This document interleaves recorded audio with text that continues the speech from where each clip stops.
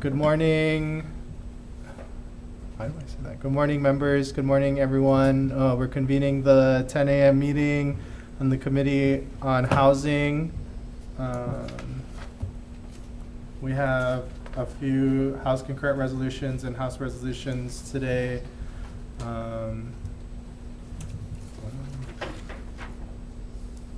That's it. Okay, yeah, we're gonna have a 2-minute time limit, but we have a little bit of flexibility, so if you need to go a little bit over time, we can give you a little latitude. Okay, we're gonna get started. So first up is HCR 178 and HR 183, requesting a feasibility study on redeveloping land situated at TMK 128-15001 into workforce housing and other affiliated uses. Representative. First up, we have HHFDC. Good morning, chairs, members of the committee. Denise Matsubara, HHFDC. It says we support intent, but we fully support this reso, and we're happy to work with the landowner on this feasibility. Thank you. Thank you. Next, we have the University of Hawaii. Is there anyone else in the audience wishing to testify? Angela?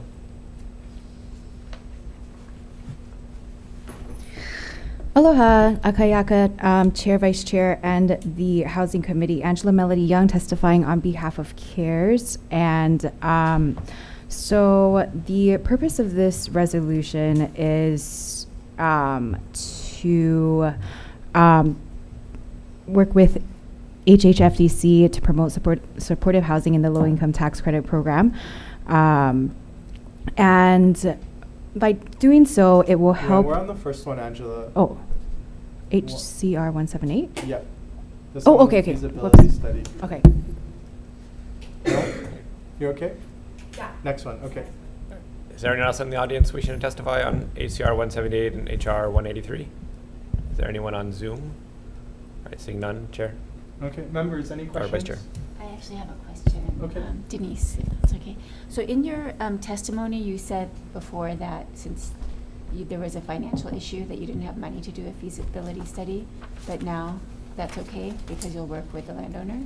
Oh, thank you for the question. So after finding out a little bit more about this reso, we believe that the owner of the parcel will be involved and may have the capacity, so it's no longer an issue for us. Great, thank you very much. Thank you. Chair. Anyone else, members? Any other questions? Okay, we're moving on to HCR 138 and HR 140, urging the Hawaii Housing Finance and Development Corporation to promote supportive housing in the state's low-income tax housing credit program. First up, we have testimony from HHFDC. Good morning again. We stand on our written testimony. We just want to offer comments that, just in general across the nation, any kind of legislation affecting the QAP is really not recommended. The QAP goes through a process. It's a criteria for allocating very valuable low-income housing tax credits, and it involves the private sector and advocates. So we really urge the committee to continue with that current process. Thank you. Thank you. Next up, Hawaii Substance Abuse Coalition. In support, we have Catholic Charities of Hawaii.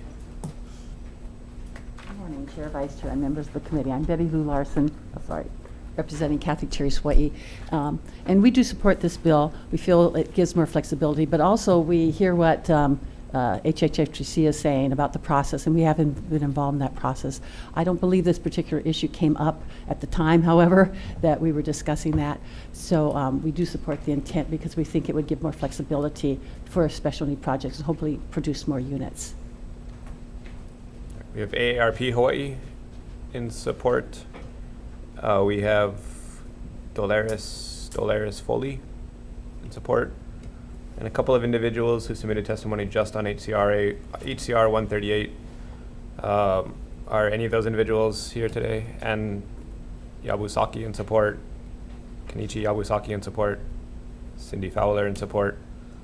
There was late testimony from the Pacific Housing and Assistance Corporation on HR 140 in support. All right, anybody else in the audience wish to testify? Angela?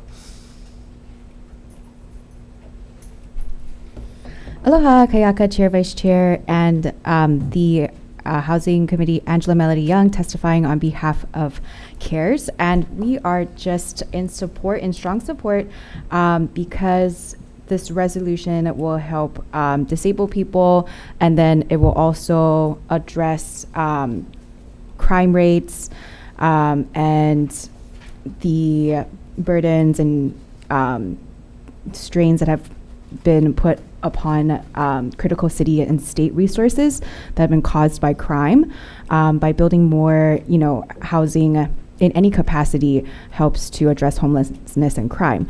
Although this resolution does focus specifically on special needs and disabled people, so it is also good to build these housing projects to help the most marginalized and the most vulnerable of our society.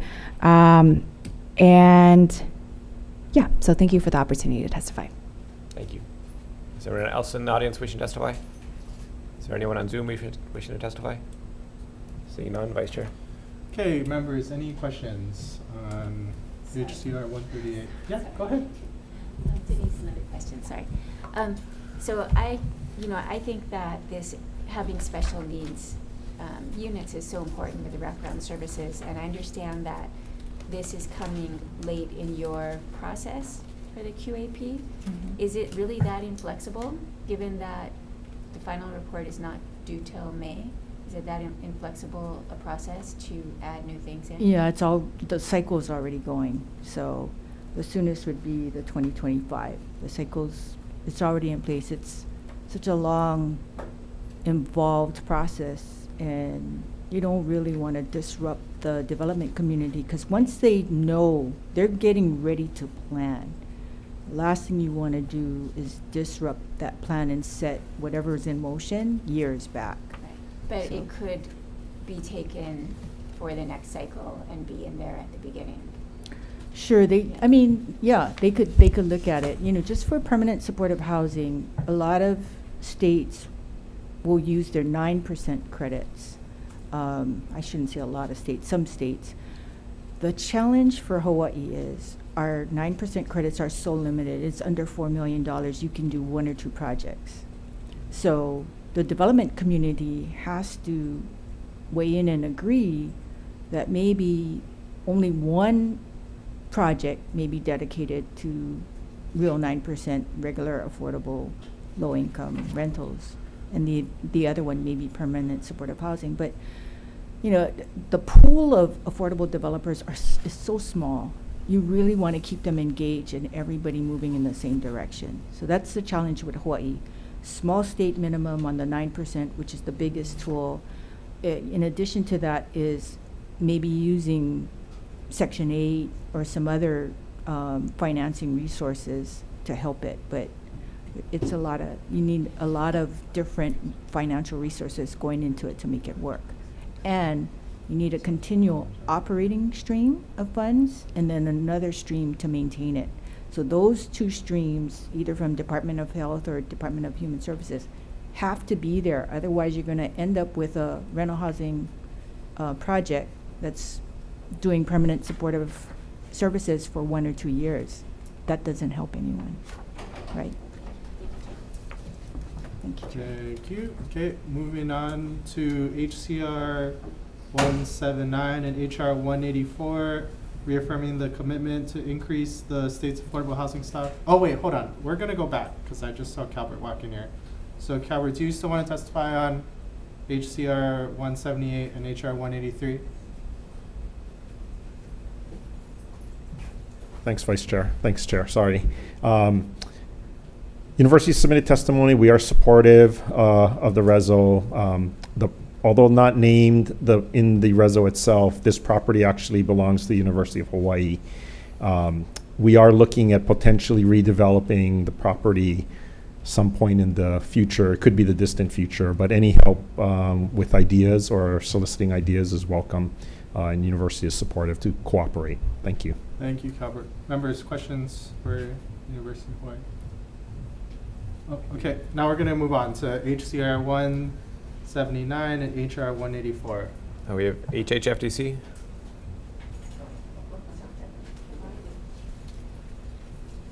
Morning, Denise Matsubara again from HHFDC.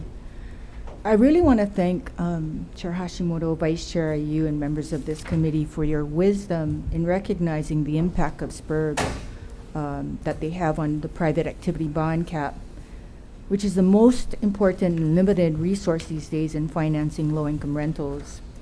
I don't know how expansive, you all know how important it is, but there is a serious bond cap issue. The state of Hawaii gets this year maybe roughly under 360 million. The state gets only half of that. The city gets 37.5%, and Kauai retains their allocation. So the bond cap is very limited. We have pending right now close to 600 million in awards that are made and are pending issuances. Our supply coming in, remember now, the state is 179 million. HHFDC statutorily gets nothing. We get what's ever left over. So this RESO is perhaps the most critical and essential for housing. So thank you very much for your wisdom. I just want to note that for the 2023 financing cycle, we received 31 applications totaling, with a request totaling 870 million, close to 870 million in bonds. So that's how much is being demanded for this important resource. Thank you very much. Is there anyone else in the audience wishing to testify? Is there anyone on Zoom wishing to testify? Seeing none, Vice Chair. Members, any questions? Denise, come on back up. Let's go into this further. And I think this is just also for the members too. I think we saw that GM3 came down, which was a request from the governor to allow 2 SPURBs to move forward in the amount of $200 million. I guess for the committee's, I guess, exploration, what is, if this was to pass, and you know, if they got this issued, what would happen to affordable housing if once those SPURBs were been issued? So thank you for the question, Chair. Well, it becomes a choice. Like I said, we have close to 600 million that's already been awarded and is on the books. So the choice is, do you apply the bonds to one of these other eligible uses, or do you give it to housing? So some of these projects, Kaloko Heights on the Big Island, Halava View here in town, Koa Vista in Mililani. Hale Mo Ili Ili is a DHHL project with 278 units that will help people on the wait list. Do we stop that? So that's the question. Are we going to trade off housing for these other uses? You know, it's a serious question. Right now, our allocation from BNF, we got 201 million, I'm sorry, for 2022. So that's the entire allocation for HHFDC projects, if that were the case. So tough decisions have to be made, and if housing is still the #1 priority for both the administration and the legislature, then I think the list of housing projects speak for itself. Thank you very much. Members, any other questions? Denise, I have a question. Just, you know, we may have heard that some bond cap is lapsing. Is that your understanding?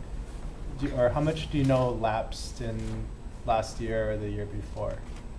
So I am not aware. Maybe it was, I can't even look in recent history of lapsing. Was it with the city? Because I'd like to know where. My records right now go back to 2018, and I don't see anything lapsing. In fact, in 2020, the initial allocation from BNF was 52 million. There was way more than that in demand. They had to assign us 133 million more from the following year, so they had to advance us. So I'm not sure where that's coming from. I'd really like to know. Okay. Because, you know, we have a long list of projects waiting for their bonds. Okay. So, That's good to know. Thank you yeah. very much. Thank you. Members, any other questions on this matter? Okay, moving on. Going to HCR 12, HR 11, urging HHFDC to lower affordable unit income eligibility thresholds and to study increasing the minimum percentage of affordable housing units required in housing projects and capping allowable zoning exemptions for those projects. We have HHFDC.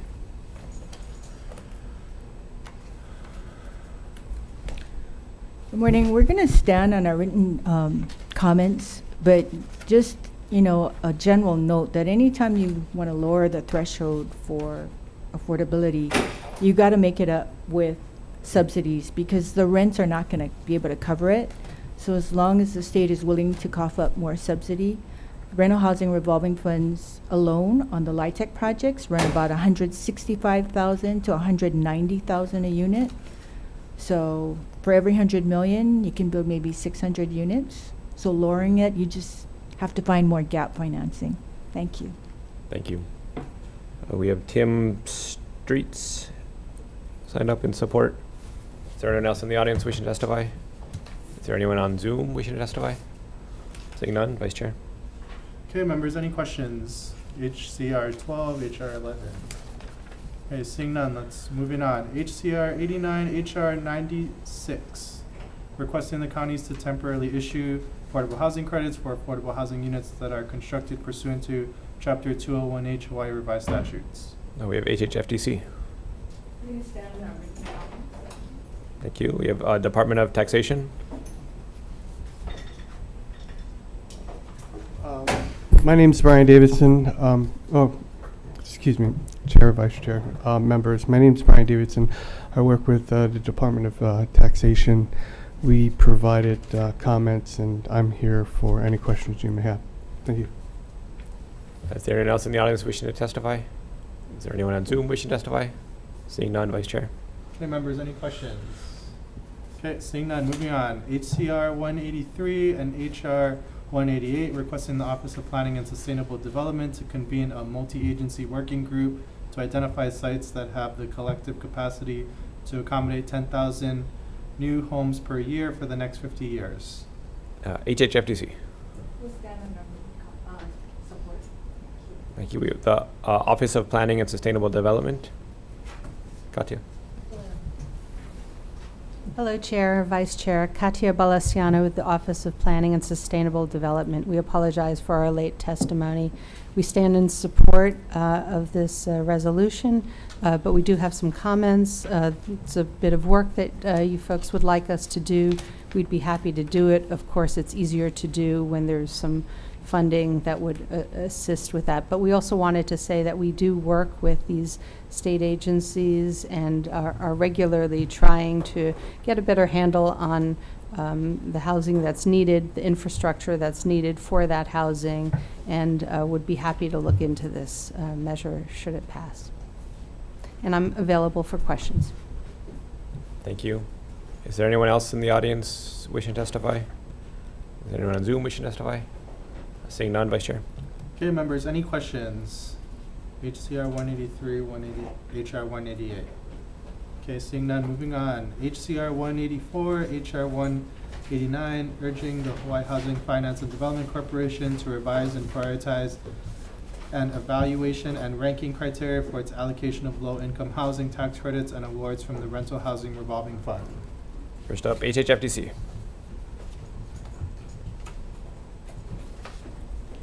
Thank you. We stand on our written opposition to this. Again, it's the same thing as a QAP. You want to evaluate each application on its merits. Thank you. Thank you. Is there anyone else in the audience wishing to testify? Is there anyone on Zoom wishing to testify? Seeing none, Vice Chair. Members, any questions? HCR 184, HR 189. Seeing none. Moving to our last item on the agenda, HCR 185, HR 190, urging the Hawaii Housing Finance and Development Corporation to use dwelling unit revolving fund monies to issue 0% interest loans or grants to buyers with incomes above 60 and at or below 140% of the median family income for the state. First up, HHFDC. Thank you. Is there anyone else in the audience wishing to testify? Is there anyone on Zoom wishing to testify? Seeing none, Vice Chair. Members, any questions? Seeing none, we're going to recess for brief decision making. For recess for, yeah.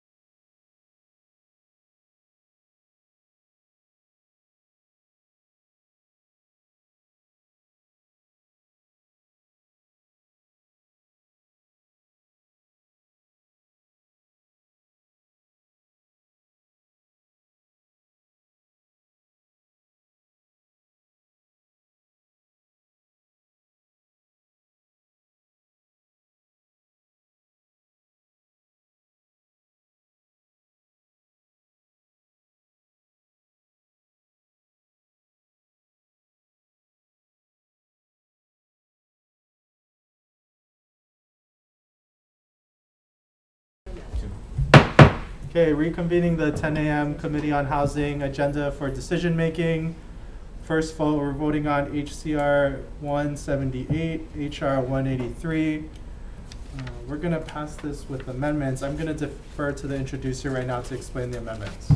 All right, members, so this is, if you didn't already know, this is a UH property. We were a little vague on purpose, so we make sure it come to our committee. So we're going to add back in to just make it clear that the University of Hawaii is going to be the lead in consultation with HHFDC, and then we'll add some background information on what they're trying to accomplish. I think we would like to make sure that they know that we would like to see this study. It's essentially a redevelopment of the UH property on their Manoa campus where UH Lab School is located. I think that's a very, very important location. UH has been doing some really good things, so I think this is the next step in that phase. They've done 2 private or 2 public-private partnerships as well, and getting up some housing units. I think we can expand that a little bit more. So all the amendments are in front of you. It just makes all those clarifying amendments, and as I said, background more than anything. And then also sends it to more university personnel. Yeah, thank you. Thank you. Members, any discussion? Seeing none, Representative Eslin for the vote. The recommendation of the chair is to pass HCR 178 and HR 183 with amendments. Chair votes aye, Vice Chair votes aye, Representative Eslin votes aye, Representative Kila. Aye. Representative Kitagawa is excused, Representative Martin. Aye. Representative Onishi. Aye. Representative Todd is excused, Representative Matsumoto. Aye. All right, recommendation is adopted. Thank you. Moving on to HCR 183, HR 140. Oh, I said the wrong one. Members, we're going to amend this on the 3rd page, line 2, to just accept HHFDC's comments, and it's going to start in 2025 and 2026, so that there's a little bit of time for the developers to get on with the new evaluation criteria. So members, any discussion on this HCR 138, HR 140? Seeing none, Representative Hazen for the vote. Noting the absences of Representative Todd and Representative Kitagawa, are there any members voting no? Any members voting with reservations? With all other members voting aye, the chair's recommendation is adopted. Oh, I did say excuse. I did say absent. I don't know what you said. No, it's okay. It's okay. Okay, thank you. Members, moving on to HCR 179, HR 184. I'm gonna defer to the introducer for some comments. Oh, any discussion? Oh yeah, okay, sorry, we're gonna pass this one out as is. Any discussion, members? Thank you, Vice Chair. You know, I think this is a very, very timely reso, and at the time, I don't think we knew that we were going to have problems with SPURBs this session. And all of a sudden, I think the governor took it upon himself and he sent down GM3, which is very, very disturbing, because if you read the act last year that this body passed, we said that we were going to suspend the issuance of SPURBs for the next 5 years. And we put an out clause for the governor in GM3 just in case there was a very, very limited case for the need for a special purpose revenue bond. And I feel that what is happening is the governor is just picking projects, any project that doesn't necessarily have any emergency merit, and sending down governor's messages. So I think that is very, very concerning. I thought he was the affordable housing governor, and I hope that they understand the implications of what they just did. And so I hope the House as a body will stand firm, and we will say housing is the most important thing, and we're going to make sure our actions speak louder than anything. And I will be making sure that those GMs that came down for those special purpose revenue bonds, I'm going to be talking to finance, I'm going to be talking to those other chairs to make sure that we don't move those bills any further, because I think it impacts. They asked for $200 million in bond cap, and we only get a little over $350 million a year. And that will essentially stop the affordable housing development for low-income housing tax credit projects. So I think this is very, very important resolution, members. Thank you, Chair. Thank you, Chair. Okay, members, as is, HCR 179, HR 184. Okay, Representative Hazen for the vote. Chair recommends passage. Noting the excused absences of Representative Todd and Representative Kitagawa, are there any members voting no?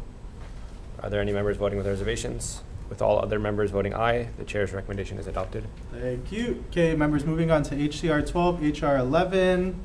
I'm going to be making a few edits to this. On page 3, we're going to be getting rid of the entire first be it resolved, including the 1 and 2.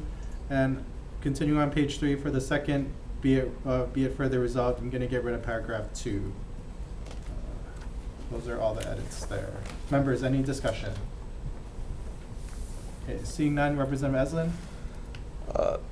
Noting the excused absences of Representative Kitagawa and Representative Todd, the chair recommends passage with amendment. Are there any members voting no? Are there any members voting with reservations? With all other members voting aye, the chair's recommendation is adopted. Thank you. Okay, moving on to HCR 89, HR 96. Members, I'm going to defer this bill. House passed HB 678, so we're going to see how that bill, and it's currently progressing through the Senate, covers the same topic, so we're going to see how that goes and defer this matter. Moving on to the next one, HCR 183, HR 188. I'm going to pass this out as is. Any discussion? Seeing none, Representative Eslin. Noting the excused absences of Representative Todd and Representative Kitagawa, Chair recommends passage with passage as is. Are there any members voting no? Are there any members voting with reservations? With all other members voting aye, the chair's recommendation is adopted. Thank you. Members, moving on to HCR 184, HR 189. We recognize the comments made by HHFDC, but I think we're going to continue moving this along. It's going to go to finance, and we'll see how they handle this resolution. So members, we're going to move this along as is for now. See how it evolves. Any discussion? Seeing none. Representative Eslin. Noting the excused absences of Representative Kitagawa and Representative Todd, Chair recommends passage. Are there any members voting no? Are there any members voting with reservations? With all other members voting aye, the chair's recommendation is adopted. Thank you, members. Final measure, HCR 185, HR 190. I'm going to defer this measure. The SCR moved on the Senate side yesterday. So we're going to wait for that measure to come over, and we're going to evaluate it after it comes over. So with that, thank you, members, for your time. We're adjourned.